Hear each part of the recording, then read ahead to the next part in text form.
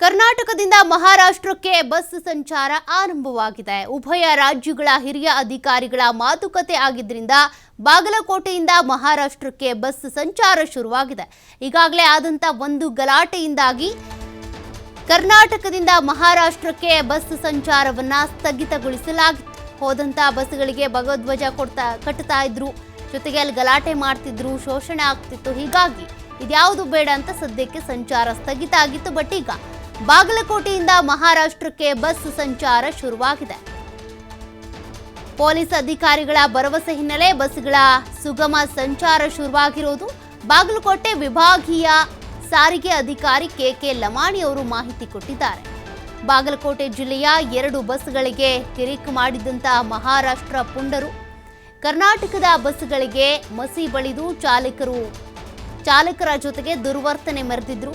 ಚಾಲಕರ ಬಳಿ ಜೈ ಮಹಾರಾಷ್ಟ್ರ ಅಂತ ಹೇಳಿಸಿದ್ರು ಮಹಾರಾಷ್ಟ್ರದ ಕೆಲ ಪುಂಡರು. ಹೀಗಾಗಿ 3 ದಿನಗಳ ಕಾಲ ಮಹಾರಾಷ್ಟ್ರಕ್ಕೆ ಬಸ್ ಸಂಚಾರವನ್ನ ಸ್ಥಗಿತಗೊಳಿಸಲಾಗಿತ್ತು. ಒಂದ್ ಕಡೆ ಪ್ರಯಾಣಿಕರು ಗೋಳಾಡಿದ್ರು, ಪರದಾಟ ಆಯಿತು, ವ್ಯಾಪಾರ ವ್ಯವಹಾರ ಎಲ್ಲ ಚಟುವಟಿಕೆಗಳಿಗೂ ಅಡ್ಡಿಯಾಗಿತ್ತು. ಮತ್ತೊಂದು ಕಡೆ ಅಲ್ಲಿಗೆ ಬಸ್ ಹೋಗಬೇಕು ಅಂದರೆ ಕಂಡಕ್ಟರ್ ಮತ್ತು ಡ್ರೈವರ್ಗೆ ತೊಂದರೆ ಆಗುತ್ತೆ ಅನ್ನುವಂಥ ಆತಂಕ ಇತ್ತು. ಧೈರ್ಯ ಇರಲಿಲ್ಲ ಅಲ್ಲಿಗೆ ಹೋಗೋದಕ್ಕೆ. ಮಹಾರಾಷ್ಟ್ರದಲ್ಲಿ ಪುಂಡಾಟಿಕೆ ಮೆರೆಯುವಂಥವ್ರು ಏನು ಮಾಡಿಬಿಡ್ತಾರೋ ಅನ್ನುವಂಥ ಭಯ ಇತ್ತು. ಹೀಗಾಗಿ ಬಸ್ ಸಂಚಾರ ಸ್ಥಗಿತಗೊಂಡಿತ್ತು. ಈಗ ಮತ್ತೆ ಬಸ್ಸನ್ನು ಬಿಟ್ಟಿದ್ದಾರೆ.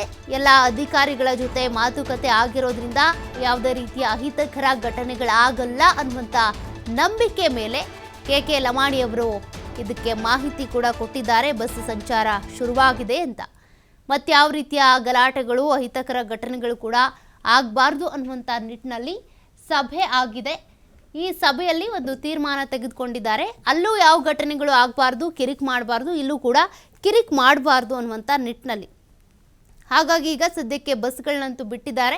ಕರ್ನಾಟಕದಿಂದ ಮಹಾರಾಷ್ಟ್ರಕ್ಕೆ ಬಸ್ ಸಂಚಾರ ಸ್ಥಗಿತ ಆಗಿದ್ದರಿಂದ ಒಂದು ಕಡೆ ಪ್ರಯಾಣಿಕರಿಗೆ ಅನಾನುಕೂಲ ಆಗ್ತಾ ಇತ್ತು, ಮತ್ತೊಂದು ಕಡೆ ಬಸ್ಗಳನ್ನ ಬಿಡದೇ ಇರೋದ್ರಿಂದ ಒಂದು ರೀತಿ ಸರ್ಕಾರಕ್ಕೂ ಕೂಡ, ಸರ್ಕಾರದ ಬೊಕ್ಕಸಕ್ಕೂ ನಷ್ಟ ಆಗ್ತಾ ಇತ್ತು. ಬಟ್ ಈಗ ಪ್ರಯಾಣಿಕರಿಗೆ ಒಂದು ರೀತಿ ಗುಡ್ ನ್ಯೂಸ್, ಹೋಗ್ಬೋದು, ಅವರ ವ್ಯಾಪಾರ ವಹಿವಾಟುಗಳಲ್ಲಿ ಭಾಗಿಯಾಗಬಹುದು.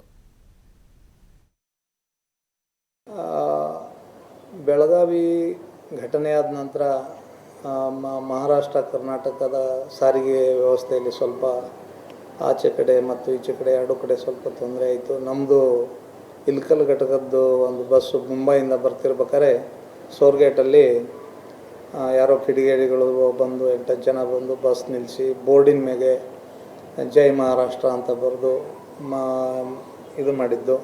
ನಂತರದ ಸೋಲಾಪುರದಲ್ಲಿ ಕೂಡ ಅದೇ ಟೈಪು ಒಂದು ಘಟನೆ ಆಯಿತು. ಸೋಲಾಪುರ 7 ರಸ್ತೆ ಒಳಗೆ ಬಸ್ ತರಬಿ, ಅಲ್ಲಿ ಕೂಡ ಬೋರ್ಡ್ ಮೇಲೆ ಜೈ ಮಹಾರಾಷ್ಟ್ರ ಅಂತ ಬರೆದು ಬೋರ್ಡ್ ಎಲ್ಲ ಹೊಡೆದಾಕಿ ಸ್ವಲ್ಪ ಗಲಾಟೆಗಳಾಗಿದ್ದು.